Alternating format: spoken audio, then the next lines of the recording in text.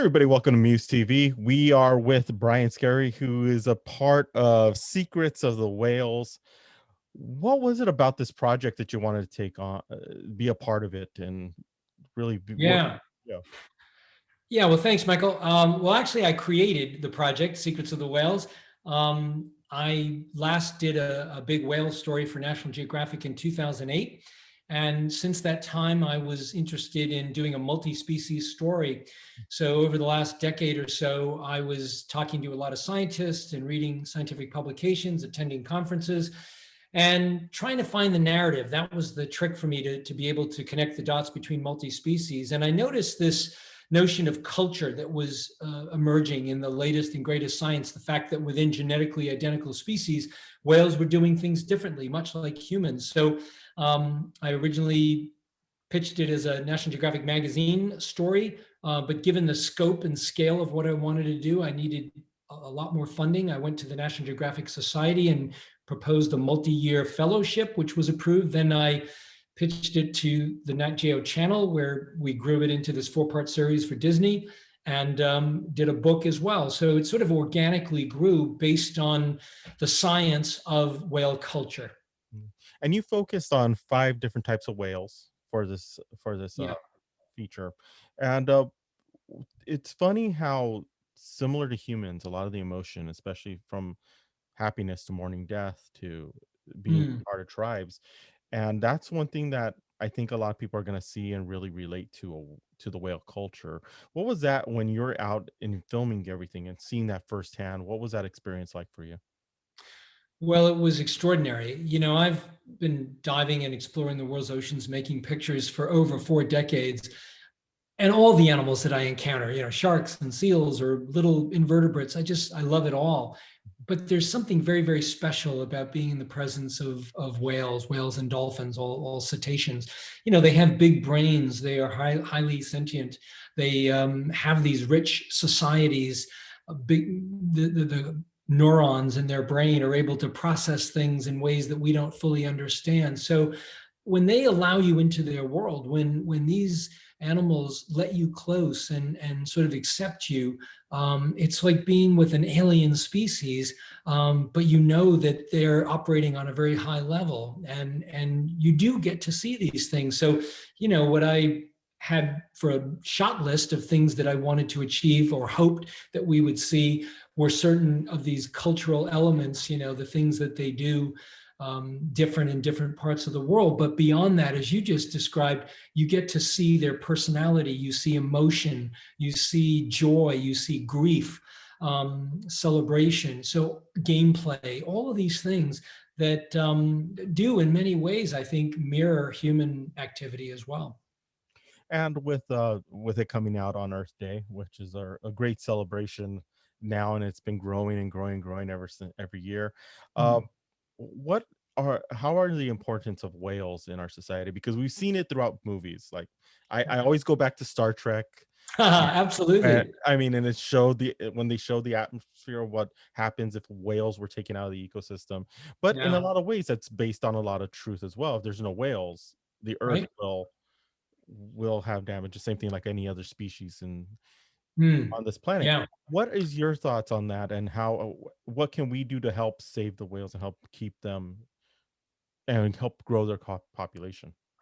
Well, it's a very important question, Michael. And, for context, I would say that even though we are terrestrial creatures and we see our world quite often from a terrestrial centric viewpoint, if you look at Earth from space, you see that we very much live on a water planet. It's often been said that about 3/4 of the Earth's surface, about 72%, is ocean. And that's true. But maybe an even more important statistic is that 98% of the biosphere, 98% of where life can exist on Earth is water, is ocean.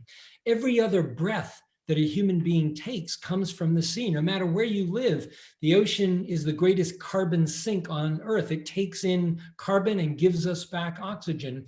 And yet we have dumped so much carbon into the atmosphere that the ocean's chemistry is changing. It is becoming acidic. We have taken 90% of the big fish out of the ocean since World War II. And we are dumping 18 billion pounds of plastic into the ocean every year. So we're taking everything from the ocean, we're dumping all this terrible stuff into it. And whales are at the top of the food chain in the ocean, just like humans are on land.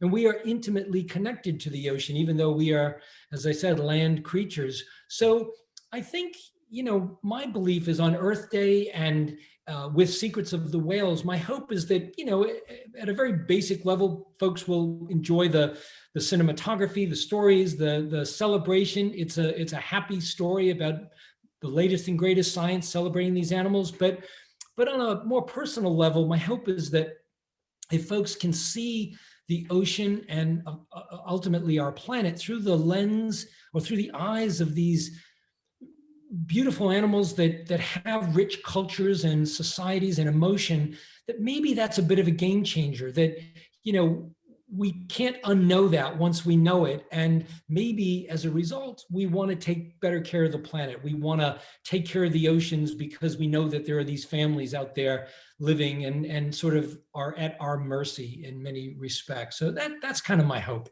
Cool. And the one thing I do have to say is that this companion book Oh, is thank you. definitely something to pick up because your Oh, photography is amazing. thank I you. cannot talk more about it than that because Thank you. it's awesome. But I wanted to Thank ask you, being a photographer myself, is what do Yeah. you usually carry on in your camera bag during one of these shoots? Oh, wow. Well, yeah. So when I go off on a underwater assignment, a trip, I might be traveling with 20 or more cases of equipment. So, as an underwater photographer, Michael, I'm using regular cameras. I'm a Nikon shooter, so I'm shooting Nikon D5s or D850s. I'm putting them, however, in an underwater housing, which means I can't change lenses or media cards once I'm underwater. So I'm relegated to whatever I'm going in the water with. But in many of the locations that I'm working, they're quite remote, and I don't have the luxury of going to a place and getting something if I need it. So I have to bring all kinds of backup equipment and redundancy. And of course, nowadays, as you can appreciate, all the hard drives to back up and to download. If I think that this is going to be my best lens for that particular assignment, I have to have 2 or 3 of those because I might be in a place where I can't get another one. I'm also now, bringing drones and pole cams and sometimes designing and building remote camera systems to place underwater and so forth. So it is equipment intensive. And again, I need all the other equipment too, all my dive gear and things like that. So I'm typically going in the field with many, many cases of equipment and hoping that, I have everything that I need. Yeah, exactly. Because I look at the photography and I'm just like, I'm blown away with your photography, especially Thank you. what was added into the book. I can only imagine what was left out of the book that you Hmm, weren't able to put in. But right. I'm looking forward to this next week, April 22nd, when it's coming out. You did a Right. great job. Thank you so much for talking with us. Thank you Oh, so much for giving us a little bit of an insight of what you usually use and what you use in your bag because we have a lot of photographers who want to hopefully one day be able to film like you do. absolutely. Well, anybody can do it. If I can do it, anybody can do it. So I encourage everybody to follow their passion, their heart. But it's been a great pleasure speaking with you, and thank you very much. Yeah, I'm looking forward to it. Don't forget April 22nd, Disney Plus, Secrets of the Whales. You cannot miss it. It's something you really need to see and get the companion book because the photography is just amazing. Thank you, Sarah, so much, Brian. Thanks, Michael.